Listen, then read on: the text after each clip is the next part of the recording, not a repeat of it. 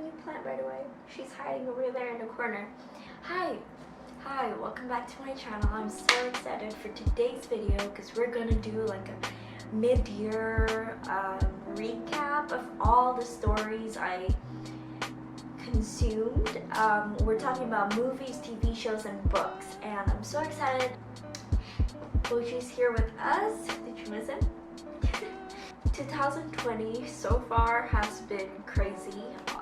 It's been good, it's been really bad. 2020 have been so bittersweet for me just because great things have happened in my study, academic life, and also my career life. I started a YouTube channel and I'm just doing all the things that I love. Can't be content and happy knowing that the world is on fire. I don't know if I'm looking forward to know what will happen in the next half of 2020 just because this first half has been so confusing, and you can take my recommendations and hopefully get you out of your quarantine boredom. I'm gonna go through these quickly, except for the ones that I passionately hate or passionately love, just because I have a lot on this list. I've consumed a lot of stories, and so I don't want to make this video too long. Let's get into it. Okay, we're gonna talk about all the TV shows I've watched so far. First up, we have The Office. Yes, I watched all 9 seasons of The Office. It's such an excellent and classic movie. I don't think I need to explain what it's about. It's such a fun ride. My favorite was season 6, I think. I think season 6 was when I really like, oh yeah, I would die for these characters. I would die for Creed. Okay, no, not for Creed. That point where Nelly showed up, where Gabe showed up, and it got weird, and I don't know, at that point I lost a little bit of interest, but I still finished the TV show just because it's The Office, okay? You need to watch it.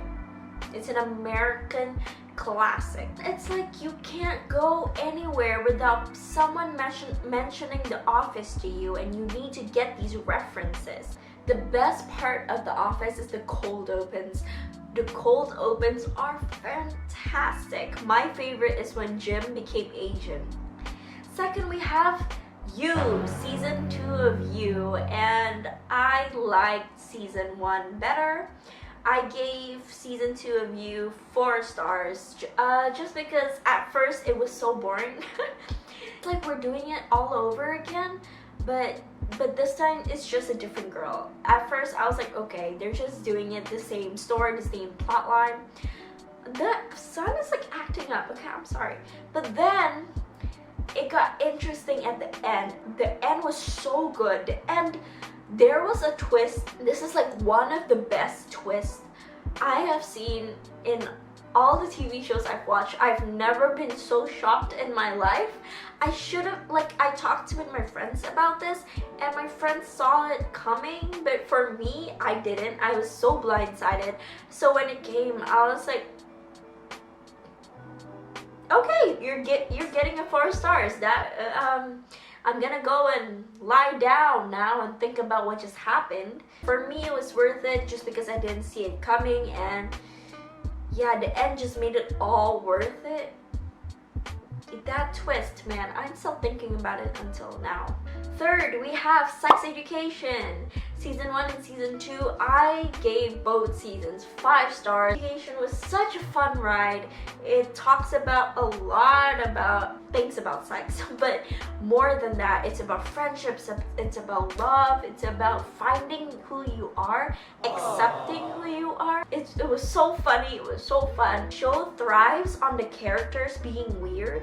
Like, these characters are so real just because I've watched a lot of teenage shows where the teenagers don't act like teenagers.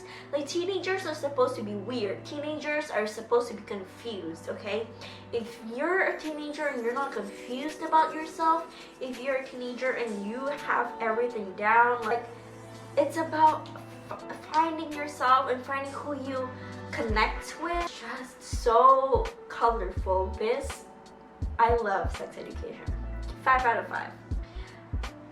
Next, the fourth TV show is The End of the Effing World, season 1 and season 2. I give it 3 stars. A very dark humor kind of show, very dark, more dark than the humor. Okay, do not watch this for the humor. It's dark. I mean, it's okay. It's okay. Yeah. These 2 teenagers that run away, and it's a weird show. I can't really describe it. They just teenagers on the run. Okay, and they're like psychopaths. These 2 teenagers, they're psychopaths, and at first the guy wants to kill the girl because he just likes killing. He's a psychopath, and the girl is just dark as a person. But yeah. Next is Itaewon Class. Oh my gosh, Itaewon Class I think is my favorite TV show so far. I think it is my favorite TV show so far. I gave it 5 out of 5 stars. Itaewon Class is the first K-drama show that I actually loved. That I actually liked and loved. I love K-pop. Like Blackpink is my queen. Okay, Blackpink, I'm obsessed. I'm a Blink through and through. I love K-pop, but K-drama, no matter how much I try to watch it, no matter how much I want to love it, I always either fall asleep in between. I always cringe too much that I can't go through with the TV shows. K-dramas are just not for me. Yeah, K-dramas are not for me. Those Korean romance stories are not for me. I think they're boring.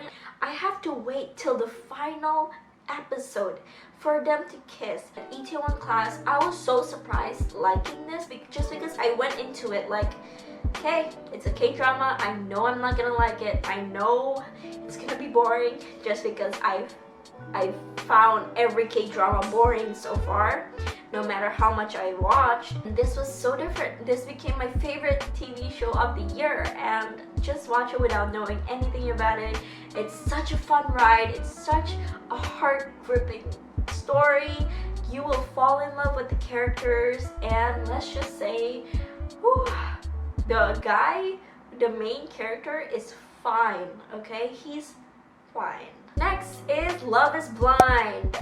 Love is Blind is the perfect TV show if you just want some trashy TV. So weird. It's like people fall in love and they have to get married at the end of the show. They fall in love without seeing each other. Like there's a wall, like a partition in between them, and they need to talk, and then they get engaged, and then after they get engaged, then they can see what each other look like, and you have to go all the way to the altar, and then in the altar either you say I do if you still want to get married with this person, or you say I don't, and then that's it. But it's so crazy that these people, I don't know if it's staged, I don't really care if it's staged, but some of these people are still married in real life. If you just want trashy TV, this is Love is Blind, okay?